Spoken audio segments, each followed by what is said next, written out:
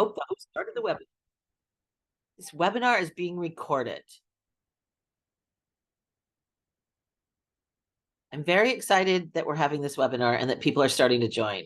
And I can never see if people are starting to join, so I talk as if they are. Hello, people who are joining this webinar.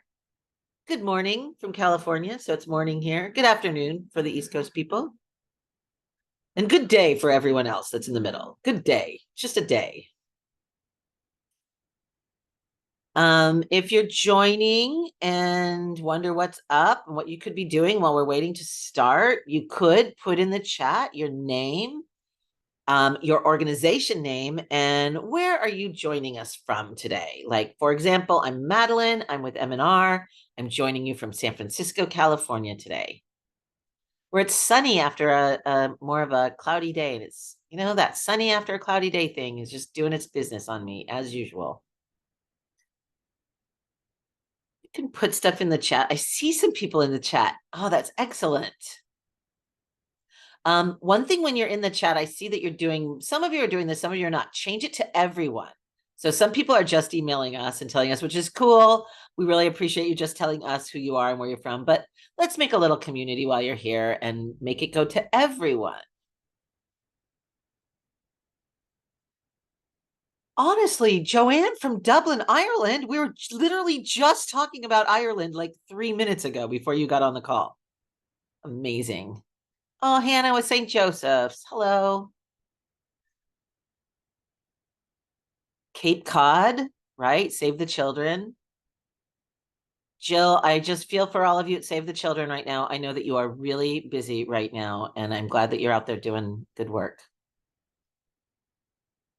And from PETA in Wisconsin, and let's see, what else? Lots of good people. So if you're just joining us, you can see that you should be putting your name, where you're calling in from, and what organization you're from. And just a reminder to make it be to everyone, not just to the hosts and panelists. It seems to like, what's that word when it just does things automatically? I can't remember that word. It seems ridiculous. Anyway, it automatically seems to just be going to the hosts, so you have to change it. I know. So, the Women's Cancer Resource Center in Oakland. I love that organization. Yeah, default. Thank you. I know I should know this word. Default. Right. From Feeding America and Kentucky's Heartland, Save the Boundary Waters, Brownsville Conservancy. There were 750 people registered for this webinar, which is a lot of people. We only have room for 500. And how are we doing that, you say? Well, people register and then they don't show up because they just want the recording. So we're counting on that. So all of you who joined on time, good for you. You made sure that you got into the webinar. Oh, look, Eden, there's somebody who knows you. That's so great. Again, if you're just joining us, we're asking people to chat to everyone, select everyone. No, don't use the default to the hosts. And your name, what organization you're with, and where you're calling in from. Hi, PETA. Hi, Feed the Children in Oklahoma. Hi, Food and Water Watch. I feel like I know almost every organization in some way, like a little bit. And I don't know if that's just because, I don't know, they just all run together, or because I really do know each of you. We're going to start in about 1 minute because we have so much to do. So folks in the chat who are already there, feel free to be like the stewards of the chat and tell people what to do, which is to chat to everyone and add your name and where you're calling in from and what organization. All right. I think we should get going. Yeah. Everyone agree? Everyone ready? Everyone excited? Everyone, let's see, pumped? Are you pumped? Okay. We're pumped here. So let's get going. Welcome. We're so glad that you're here. This is the 4th in our series of webinars, our back to school webinars, and we've had a really good time doing them. And we're probably going to do another series just coming up pretty soon, just not right away. My name is Madeline Stanionis. I'm a partner here at M&R, and I'm joined today. I'm calling in from San Francisco, California. And I'm joined today by 3 of my colleagues, my principal data analyst, Leah Mancuso, Senior Account Supervisor Eden Pang, and a Managing Account Supervisor in Diego Ruiz, who put together this presentation, and it was a lot of work, and I can't thank them enough. They are both brilliant and kind, and I'm really glad that they're here with me today. We're also joined by our marketing geniuses, Laura Clavan and Julia Allenby, who will make sure that everything works correctly.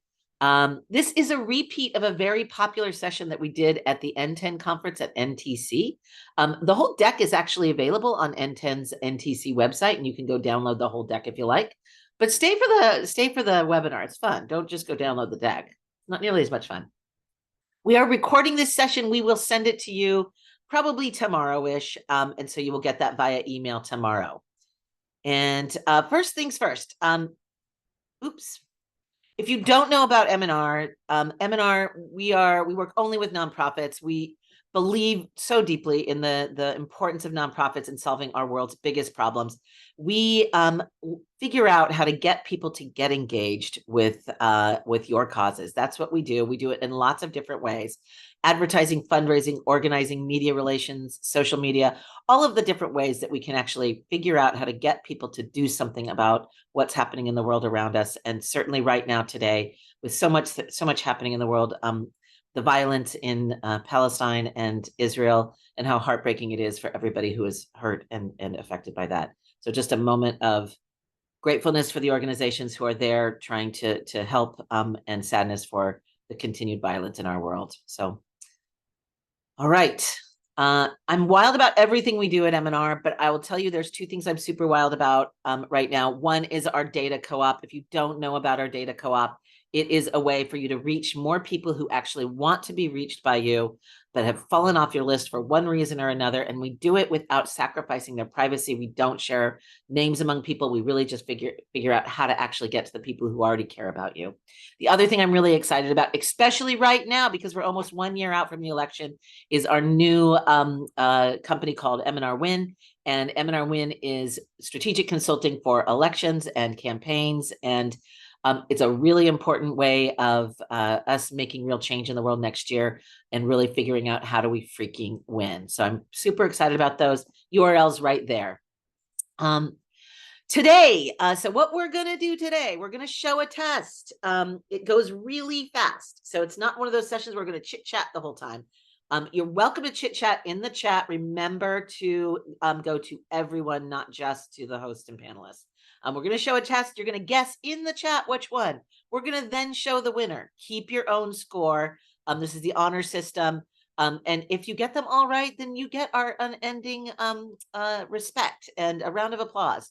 And you will get the recording. So I know we're going fast, but you're going to get the recording. And I already told you where to get the deck. So you can go and look at all the little words. And there are lots of little words. Let's see.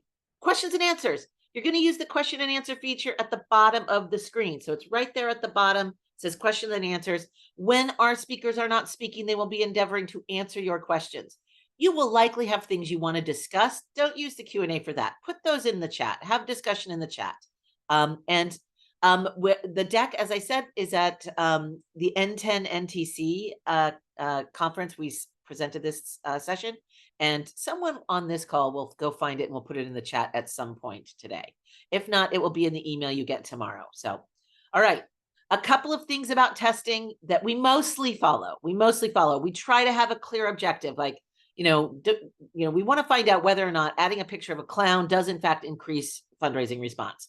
Our hypothesis, hell no, it does not. That's a hypothesis. We need to have the correct sample size in order to get usable results. And we have to have a carefully chosen variable. That is, show the picture or don't show the picture. Sometimes we have a few more variables. We're not going to quibble about that today.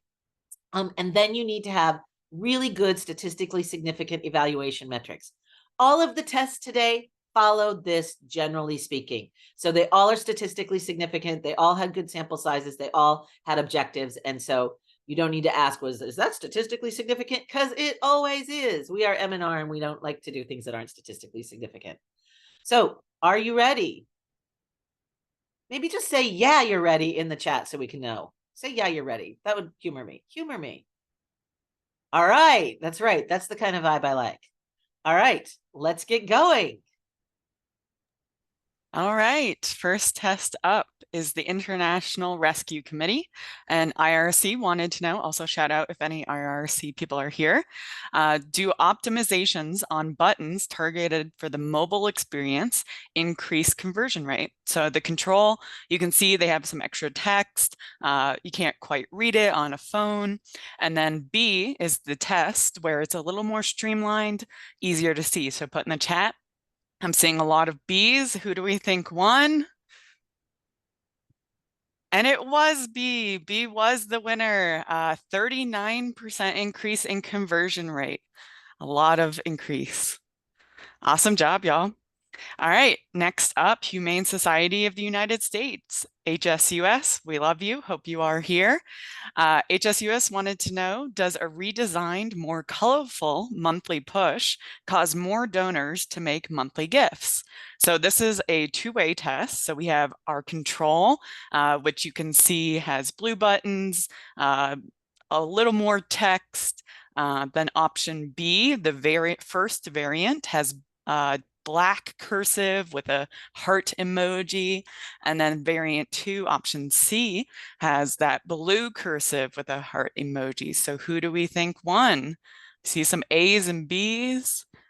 Let's see. C was the winner, a 7% increase in conversion rate. All right, going to the next, Community Food Bank of New Jersey. They wanted to know, does a donation page copy length impact giving? So the control, you can see a little less copy text, whereas the tests have a little more copy. So what do we think won, A or B? It's a little bit of a mixed bag there. A won. It increased the average gift by 28.5%. Woof. All right, now we're gonna do another test from the Humane Society of the United States, and this tested adding Apple Pay. So the control version was their previous form, no Apple Pay method available. And then we tested specifically on Safari how, so this only happened if you were using it on an iPhone or in a Safari browser where like the option was built in, incorporating the Apple Pay option. So I think Madeline gave away the answer already, Sorry. but it's okay, it's okay. I'm seeing most people guess B, and that is indeed. We saw a 23% increase in revenue per visitor among Safari users, and 1 in 8 people in Safari gave with Apple Pay. So at this point, we just recommend rolling out Apple Pay if you can. Similar test to what we just saw from the Community Food Bank of New Jersey, but for Planned Parenthood, a standard kind of couple paragraphs of copy on a donation form versus just really shortening the copy to just kind of simply saying, make your gift today. What do y'all think won? I'm seeing a pretty big mix here. I think it's pretty 50-50. This longer copy in this case did win. We saw that have a kind of maintain a higher revenue per page visitor. And then Feeding America, we tried kind of replacing, they had this big other field kind of below their ask string, and we tried replacing the lowest ask amount with other to try to boost average gift and conversion rate. Which one do you think won here? It was a tie. There was no real statistical significance. So this was one where they could kind of do either one, and it would probably perform about the same. All right, so we ran another donation form test with Planned Parenthood. This time we wanted to see whether changing the form language about the donor's gift and its impact would increase conversions. So in variant A, you can see the control, which just includes one simple line about how your gift will be split between your local Planned Parenthood affiliate and the national office. In variant B, we include a longer version of the text that also explains how your gift can protect and provide care in your community and across the country. And lastly, in variant C, we use very similar text as the control, but also added in a cute sparkly heart at the start of the sentence. So which version do you think had the highest conversion rate? Oh, a lot for C, and you are indeed correct. Variant C with the emoji was the winner. It had an increased conversion rate of 7.4% over the control. For the Humane Society of the United States, we wanted to test whether rounded ask amounts on a monthly giving ask string could lead to more visitors to donate. In A, we have the control, where you can see that the ask amounts are a mix of odd numbers like $19 and $36, as well as some rounded numbers like $50 and $100. And then in B, we only have rounded numbers of the ask string of 20, 30, 40, and so on. So what do you think had the better conversion rate? Okay, this is kind of a mix leaning toward A. Let's see the answer. It was actually B. B with the rounded numbers had a 15% increase in conversion rate, as well as a 20% increase in revenue per visitor. For International Fund for Animal Welfare, we wanted to test a standard donation page against an interstitial page. So an interstitial page is a page that contains more content about the organization, why donations are important, and this interstitial page would be an additional step that users would need to click through before landing on the donation form. But the thinking is that the interstitial page would include more content to better prime potential donors. So what do you think won? A, the standard donation page, or B, the interstitial? Seeing a pretty big mix here. It actually was a tie. So the response rates between the two pages were not significant in this case. All right, Planned Parenthood wanted to know if a redesigned main donation form incorporating some imagery and new design elements would inspire more donors to give. So A is their current form. You can see no image, a little bit different than the variants like B, which has an image and some text and is a single step donation form. And then option C was a multi-step form with some image. So which one do we think won? A, B, or C? C, mostly Bs.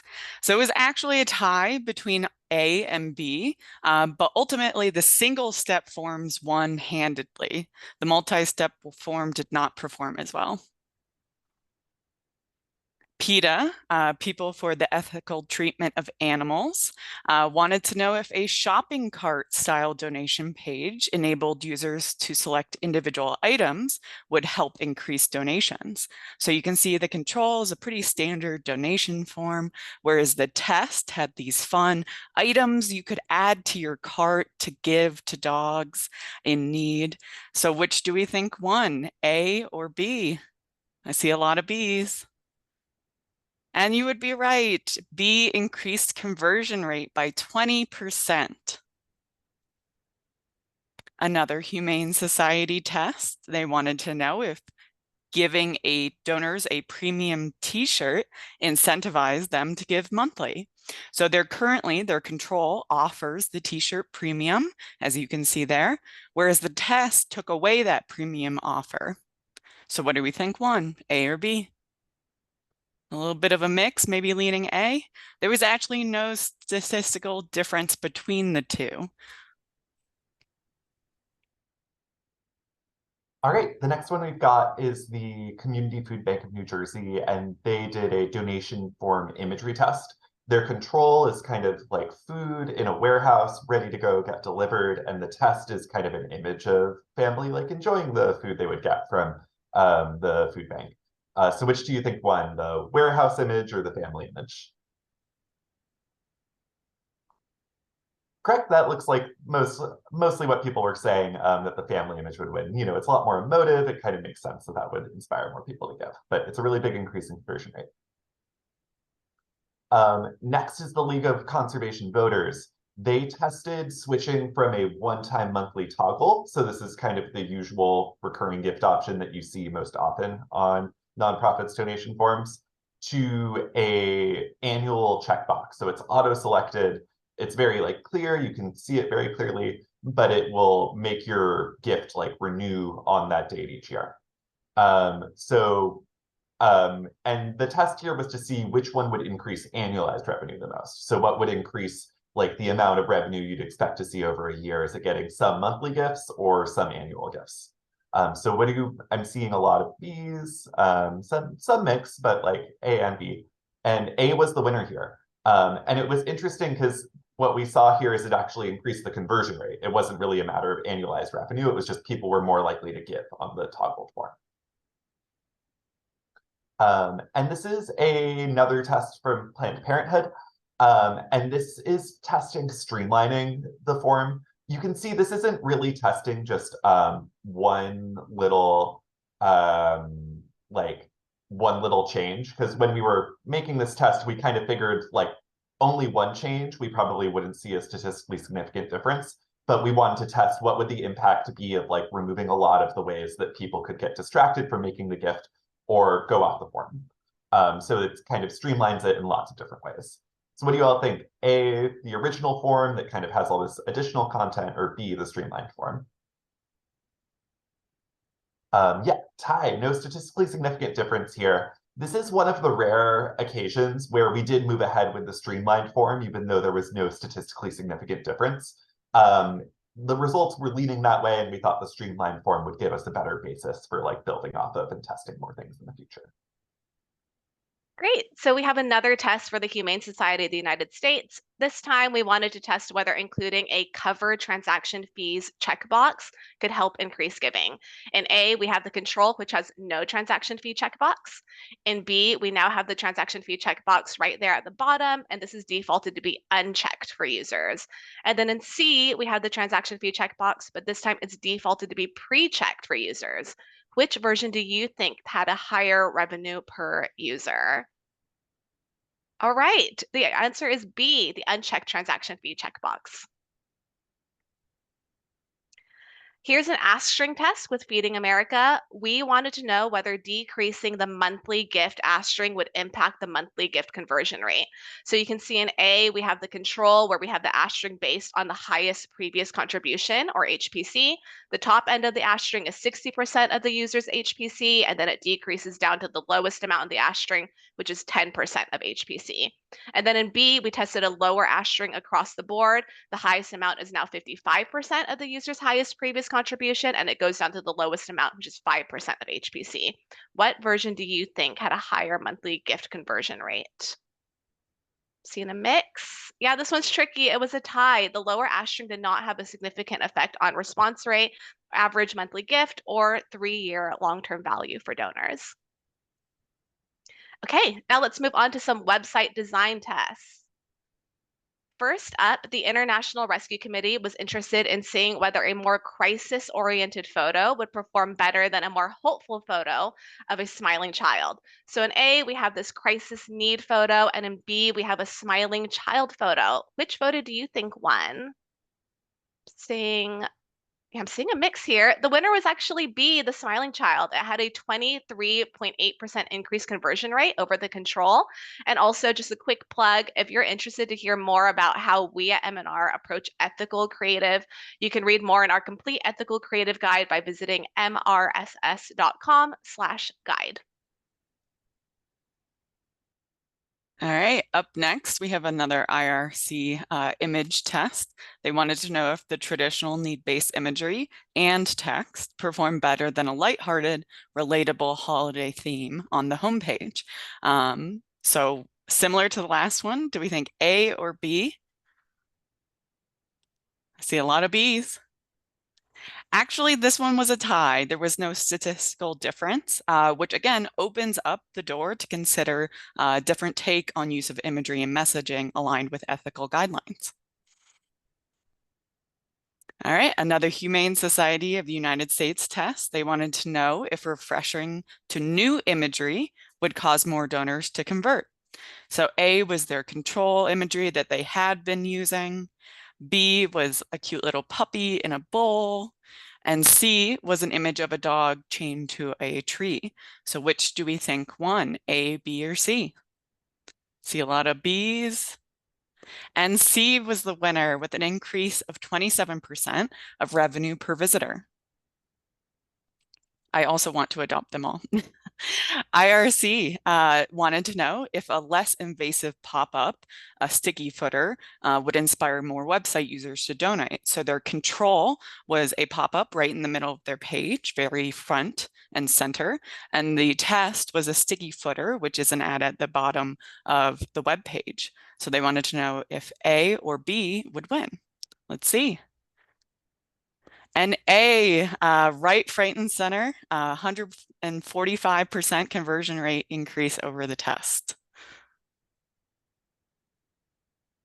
All right, so for the Wilderness Society, we did a test where we're looking at the join and renew buttons. We tested adding the control. The only things on the top navigation of the website are the take action and donate buttons. And then for the test, we tried adding these additional join and renew calls to action to the website. I'm seeing, looks like a pretty even split here between the answers, or maybe tilted a little towards the test. This was one where the results were mixed on the key metrics. The test group did see more people convert, but did see decreases in kind of the revenue coming in. So like less average gift and less revenue per visitor. So this one was a little mixed. For the Union of Concerned Scientists, this is another website design test where they tested kind of this standard static header with a pretty simple Renew Now button against a more graphic header where a lot more animation, kind of this button that pops up, noting that the creative's different here, but when the test actually ran, like these were just the examples we pulled up of each. It was like kind of equivalent creative to one another. So I'm seeing a lot of Bs overall. We'll see who won. A, this was one of those things where kind of the simpler standard design wins versus the flashy new one. Though it was pretty even on revenue metrics, but more people actually click through the non-animated header. All right, that's it for our website test. So we're going to move on to SMS now.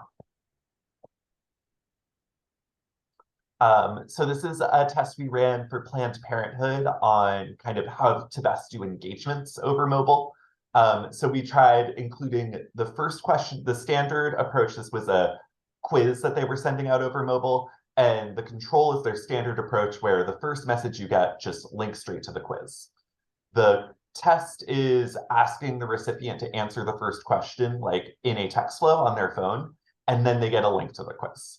So which all do you think had the highest engagement? It was the control, judging on how many people actually end up clicking on the quiz and the quiz form submission rate. All right, so next, Planned Parenthood wanted to know what format of SMS would yield a higher donation response rate. In A, we have the control, which is your standard short text-based SMS. In B, we tested using an MMS, so this version has longer text and also the inclusion of a fun graphic. And then in C, we tested a multi-part SMS, so this version has longer text but does not include any imagery. What SMS version do you think performed better? People are voting B, the MMS. Let's reveal. It actually was C. The multi-part SMS had a 50% increase of revenue per recipient over the control. Here we have an SMS test that focuses on the ask amount. With Planned Parenthood, we tested whether prospects, so people who have never donated to Planned Parenthood before, would have a higher response rate to a $35 ask or a $10 ask. Version A has a $35 ask, version B has a $10 ask. What version do you think had a higher conversion rate? I think it's leaning toward B, and you would be right. The winner was B. The lower $10 ask had a 16.2% higher conversion rate. That concludes our SMS test. So now let's move on to some tests we've run in ads. First up, the International Rescue Committee tested whether including a QR code on connected TV could help increase conversion rate. In A, we have just the standard video content, which in this case was a video of Meryl Streep asking people to donate. And in version B, we have the same exact video of Meryl, but this time with an overlay of a QR code that users could scan to be taken to the donation page. Which version do you think did better? I'm seeing a lot of Bs here. And yes, you are right. Version B with the QR code was the winner. It increased conversion rate by 9%. All right, next up we have UNHCR, and they wanted to know which variant brought in the most donations. So we have a multiple variant test. We actually used dynamic creative optimization for this one. So option A is blue, B is a different image with a red button, C, different image with an orange button, and D, a different image with a yellow button. So which do we think won? I see a lot of D's. It was actually A. So like I said, we used Dynamic Creative Optimization Partner. So we actually tested different permeations of this with images, colors, and in each size and for each image, the blue palette, which often looks like there's no donate button, was the winner. Yeah, 25% increase in conversion rate. Next up, IRC wanted to know who would bring in more donations. A celebrity, in this case, Rami Malek from Mr. Robot and all those things, or an influencer, Katya in this case. So who do we think won, the celebrity or the influencer? I'm seeing a lot of B's. And you would be right. Good job. An influencer improved the cost per action by 24% over the celebrity ad. Next up, AI USA, Amnesty International wanted to know if serving content about Amnesty's work to non-donors and existing one-time donors would lead to higher conversion rates. So the control was no organic content served, and the test was serving ads of their organic content to the non-donors and one-time donors, promoting their content. What do we think won, A or B? I see a good amount of B's, and yes, you would be right. B was the winner with an increased 23% conversion rate. All right, I'm going to talk through a few tests from Planned Parenthood, all kind of on this topic of cultivation ads, similar to what we just talked about with Amnesty International. So this is a similar test where it's testing the impact of cultivation ads, which are really there to just kind of increase awareness of the organization's brand, kind of the work they're doing, the impact on their issues. These ads aren't directly asking people to do anything. They're kind of just asking them to engage with content or make sure that people kind of see the organization's brand name. So the round one of this cultivation testing for Planned Parenthood was serving this to recent donors to see if putting cultivation ads in front of recent donors would increase their overall giving and revenue across all channels. So the control, no cultivation and brand ads. The test is seeing these cultivation and brand ads mixed in with all the other ads that Planned Parenthood is serving. So what do you all think won, A or B? Yep, seeing a lot of B's, and that's correct. So there was a 6.7% increase in conversion rate in terms of gifts across all channels. So we knew it worked for recent donors. So then seeing it work for recent donors, the next step in testing was like, could we try to more people? So they tried kind of the same test, serving cultivation and brand ads to current donors and lapsed donors. So do you all think this helped for current and lapsed donors the same way it helped for recent donors? Seeing yes overall. And this one, it's going to be a little mixed when that current donors, we saw the same results that we saw from recent donors. Lapsed donors' performance didn't improve. So then the final round of this is trying from a different entity. So Planned Parenthood, in addition to the kind of C3, there's also the Planned Parenthood Action Fund with the C4 with more political activity. And we tried the same test that we were running on the C3 with the C4. So do you think serving cultivation to current donors to the Planned Parenthood Action Fund, do you all think that helped boost overall giving?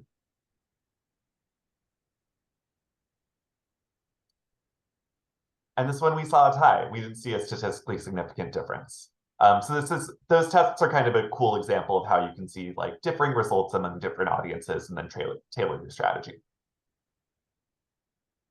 All right, so now let's move on to one of my personal favorites, email testing. First up, we have Feeding America. They tested whether including an advocate role table versus a centered call-out box would perform better for an advocacy message. So in A, we have the control, which is a centered call-out box. This has an image, a call to action, and a take action button. And then in B, we have an advocate role, which is a center table that displays names of people who have already taken action. And then it displays the email recipient's name with the status of pending for this action. So what do you think had a higher action rate? Version A's call-out box or version B's advocate role table? See, I'm seeing a mix here, but we did get significance, and the answer is B, the advocate role. This version had a 16.6% higher action rate, and it also had an increased email click-through rate. Next up, the League of Conservation Voters tested whether using renew or join language would increase prospects' likelihood to donate. So in A, we have the control, which asks prospects, renew your LCB membership for just $5 today. And in B, we have the test variant, which asks prospects, claim your LCB membership for just $5 today. What do you think had the higher response rate for prospects, renew or join language? Let's see, I'm seeing more B's here of join language. The answer here was actually really interesting. It was renew. The renew language had a 25% lift in response rate. We tested this across 9 messages and it won over the entire campaign. Super interesting considering that prospects have actually never donated to LCB, so they've never been members before, but that renew membership language still resonated better with them. We then tested email templates with Planned Parenthood. In A, we have the original email template. And in B, we have a refreshed email template that better aligns with visual and technical best practices. So you can see a slightly taller header, some wider margins here. Which email format do you think had better engagement or conversion metrics, the original or the refreshed design? All right, almost everyone is voting B. Y'all are real smart because that is correct. Version B had a 48% lift in conversion rate. Next up, we have March of Dimes, who wanted to know if personalized language in an email would have an effect on revenue per visitor and average gift. So A in the control is kind of a generic, we need your support, whereas B is directly saying to the recipient, as one of our most dedicated monthly donors, more personalized targeted language. So which do we think, A or B? I'm seeing a lot of Bs. And this is why you are all the experts on this. So yes, B was the winner, 480% increase in revenue per visitor, specifically for the sustainers and past donors segments. We didn't see statistically increased significance amongst other segments, but sustainers and recent donors really increased. All right, up next, Feeding America, similar to the HSUS, wanted to know if offering a premium drove monthly gifts. So A was no premium offered for a monthly gift, and B, the test, was offering a premium tote bag with a monthly gift. So what do we think won? A, B? Seeing some Bs, some ties? And yes, it was in fact a tie. There was no change detected, similar to the HSUS premium gift test. There was no difference. Next up, Planned Parenthood wanted to know if using a special lapse status header call out would cause an improvement in response rate and revenue. So in the control, you can see the header without the donor status of lapsed. And then in the test, you see a little added status, big red letters, lapsed. So what do we think won, A or B? A little bit of a mixed bag. Some people preferring B. It was actually A. It turns out people don't necessarily like to be called out as lapsed. A won 28% increase in response rate.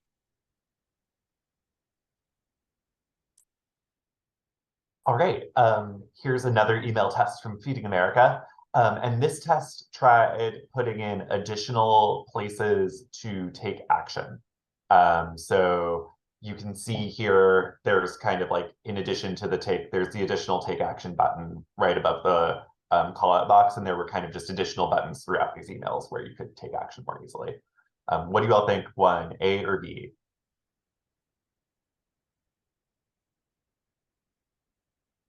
Seeing lots of B's mostly come in. And then I think, yeah, so the winner here is B. We saw an increased click-through rate. So kind of adding those additional buttons did cause more people to click through. All right, now we've got an email volume test. So March of Dimes tested sending fewer fundraising emails overall to their highest value donors, so their kind of mid-level donors, as well as some of their lowest value segments, inactive prospects, inactive lapsed donors, people who aren't really engaging much with email. So what do you all think the impact was of like receiving fewer fundraising emails? Did that affect the overall response rate over a campaign? Big mix. So there was no statistically significant change. And this is one of those where actually no statistically significant change is a win, because you can send fewer fundraising emails overall and kind of bring in the same amount of revenue. So that's kind of an example of where one of those tests were actually like seeing no statistically significant difference is a good thing. And then this for Planned Parenthood. This is similar to one of the tests we showed on SMS. So for the control, we had kind of no highlighted amount for prospects to give. And then for the test in their Giving Tuesday campaign, they were seeing make a gift of just $35. So kind of a general low dollar ask amount to try to get people in the door. So do you all think the no suggested amount one or the $35 ask amount? This one's pretty evenly split. Lots of A's, lots of B's.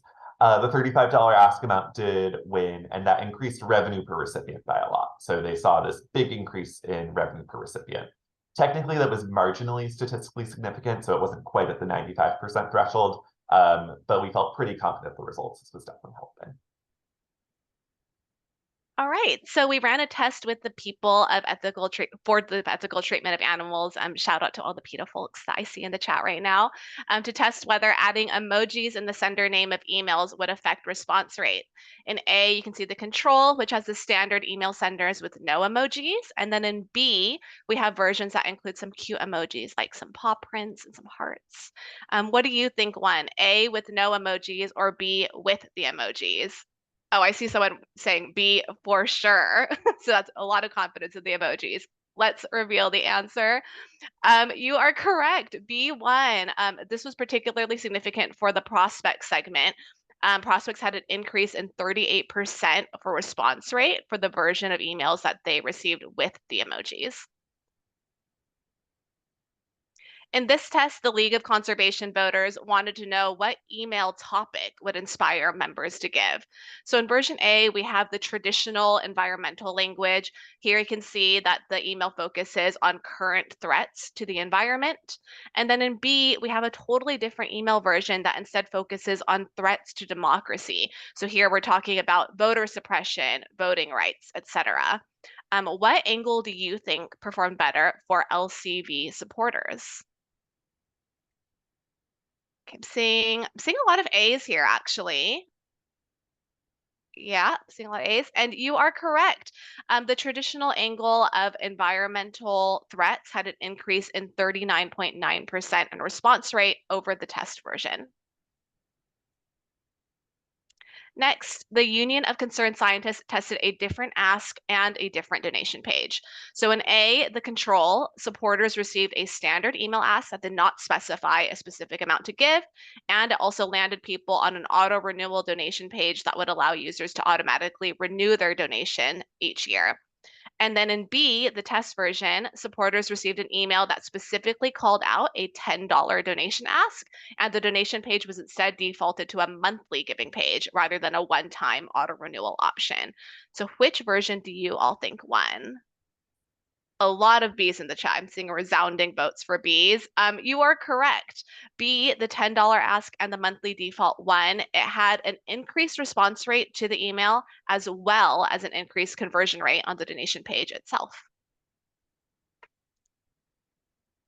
All right, Feeding America wanted to know if including a preview of the text of the letter that they're trying to get their constituents to send would increase the click rate. So on the control, you can see they just had an ask with a click to action or a call to action. And then on the test, they actually had a preview of the letter that they wanted their constituents to send to lawmakers. And A or B? Sometimes I accidentally click my. It's okay. Really, really sorry. Everyone was putting B anyways. So yeah, there was Actually, no statistical difference between the two, except for the fact that they did see an increase of almost 30% of click rate for prospects specifically for B. Yeah, next, Planned Parenthood wanted to know if sustaining donors give more in response to increased email volume at year end specifically. So the control was the limited sustainer messaging volume, whereas the test was approximately 1.5 times more appeals sent to sustainers at year end. So let's see, A or B. It's a little bit of a mix in the chat. And this one was mixed results. So they ended up keeping the control. Again, the lower email volume strategy was less work on the team. However, they did see sustainers who saw more year-end campaign appeals with statistically significant increase in donations via email and all channels. So Feeding America wanted to know if incorporating a one-click action into an advocacy email would increase action rate. So the control, similar looking link, but was a multi-step action to take, whereas B, the test, was a single click action that you can take. So A or B? Seeing a lot of Bs. And you would be right. Single step is much preferred. Increased action rate by over 11% and completion rate by 13%. All right, we're in the home stretch, we promise. So this is a test from the Community Food Bank of New Jersey, and they tested a number of donors goal, which was their control for their Giving Tuesday campaign. You know, we need this many donors to unlock a big match versus we need to get this much money from people to unlock a big match. So what do you all think worked here best, A or B? Seeing a big mix, and I saw someone who said tie, and the person who said tie is correct. There was no statistically significant difference here. So this kind of showed you could use either the number of donors goal or the revenue goal. There were a few outlier gifts made by individuals. So there was like some suggestion in the data that maybe doing a revenue goal would like cause some people with a higher capacity to give a little more, but overall no statistically significant difference. So I think you could do either. The Union of Concerned Scientists, they tried including some region-specific language about climate in their emails. So something, if you were in the control group, you would just see general language. If you were in the test group, you would see something that was kind of like specific to your region about the impacts of climate impact. And we were wondering, like, would that make people more likely to donate or not? So yeah, another mix. Once again, saw someone say tie. And once again, the tie is A, B, or tie, we should probably be saying here. There was no statistically significant difference here. And this is another example where, you know, since doing that additional personalization is more work, just sticking with the general climate impact language was the best way forward. And finally, we have another volume test. So for Planned Parenthood, their kind of standard approach was giving their mid-level donors a slightly lower volume of overall messaging. And then they tested with a portion of them kind of what would happen if you increase the mid-level messaging volume to the standard thing that their core donors and prospects receive that's a lot more messaging during the year-end campaign. So they basically doubled the appeals. So A or B, keeping a limited messaging control, or B, increasing messaging. I'm seeing a big mix, and everyone is guessing tie now because I've done that, planted the seed.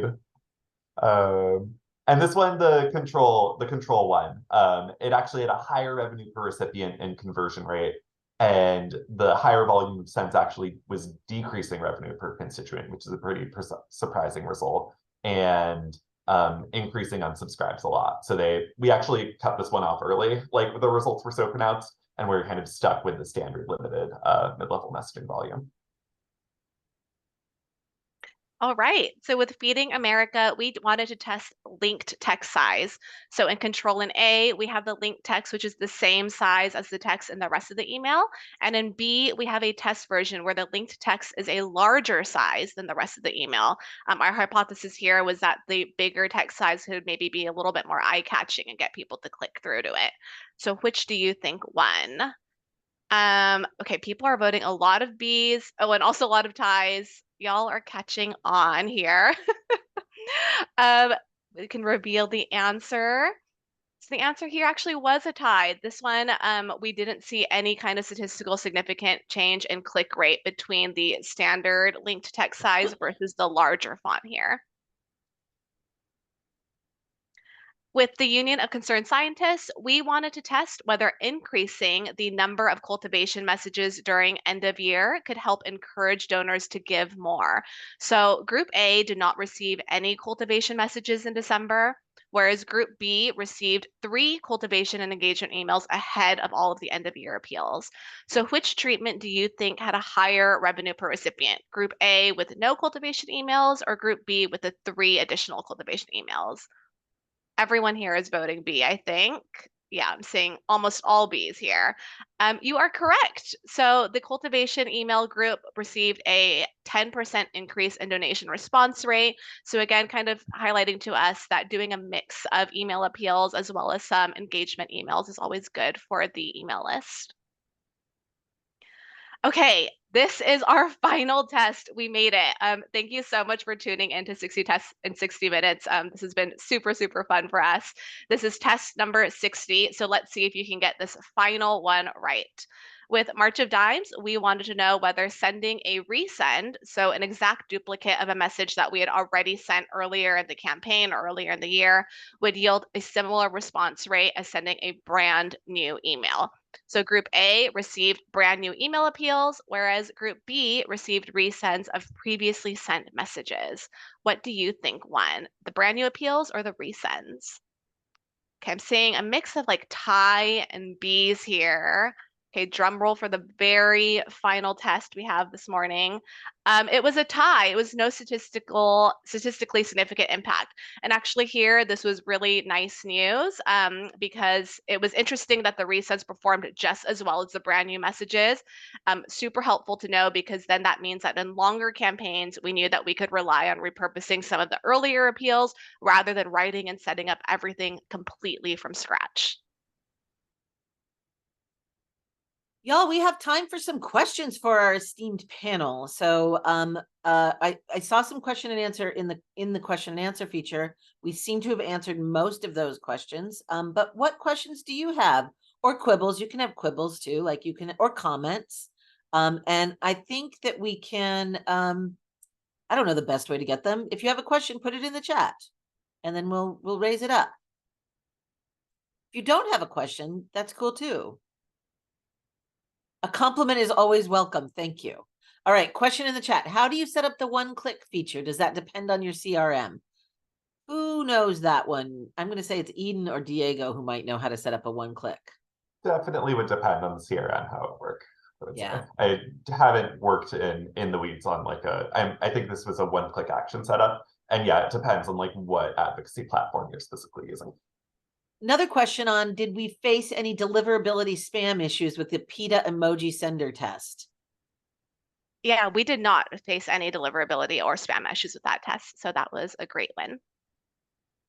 What else? Any other questions? I did want to give a big thank you to all of our clients who asked, who had shared all of their test results.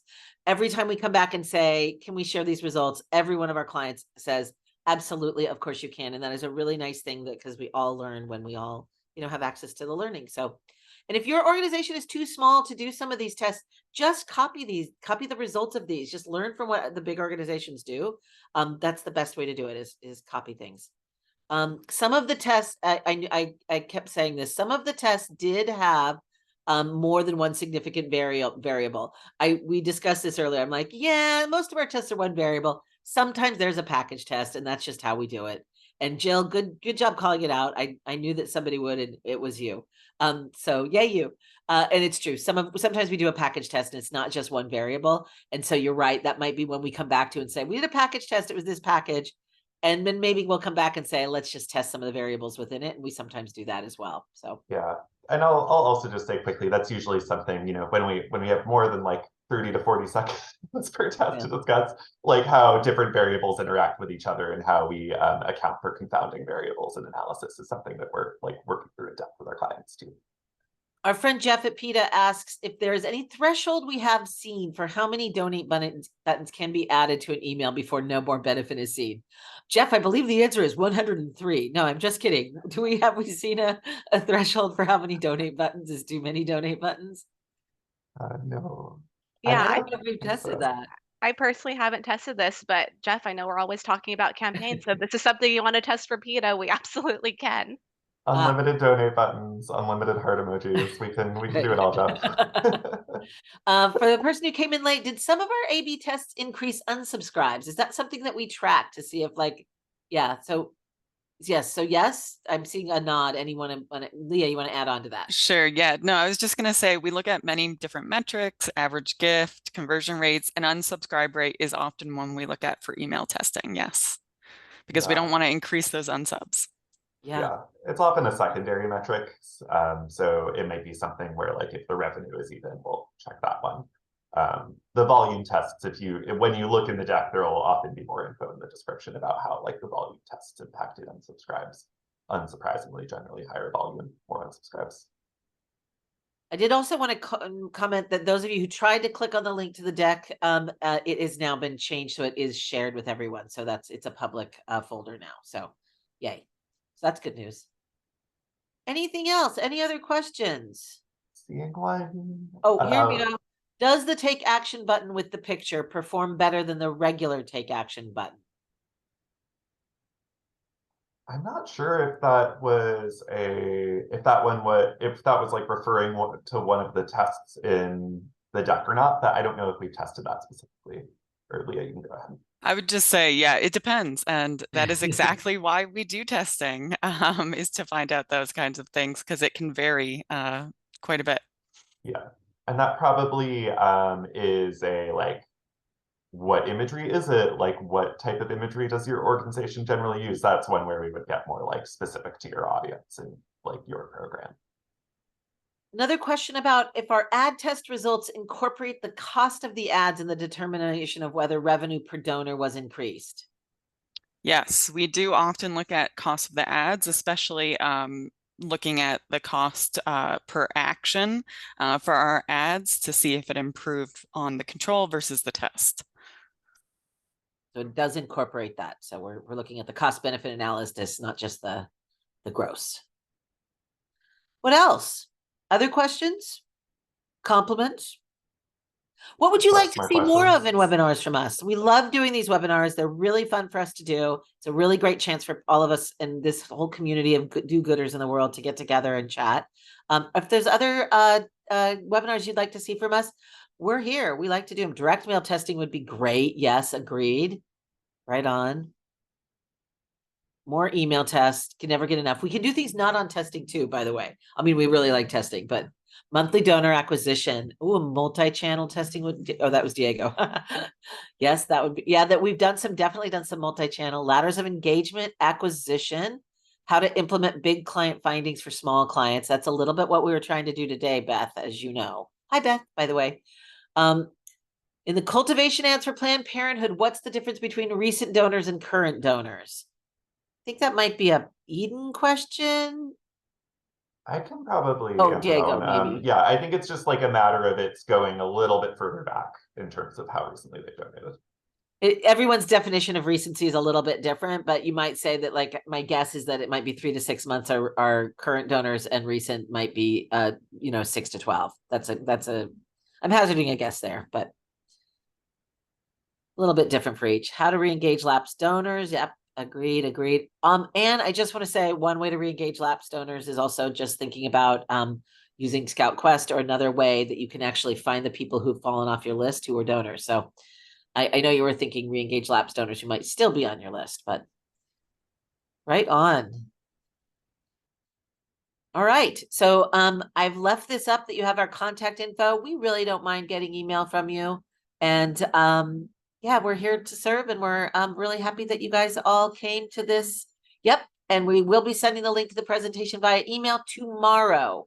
So right on, everyone. I think we're going to let y'all go, and you get 2 minutes in your day back. Thank you so much for being here. We really appreciate you.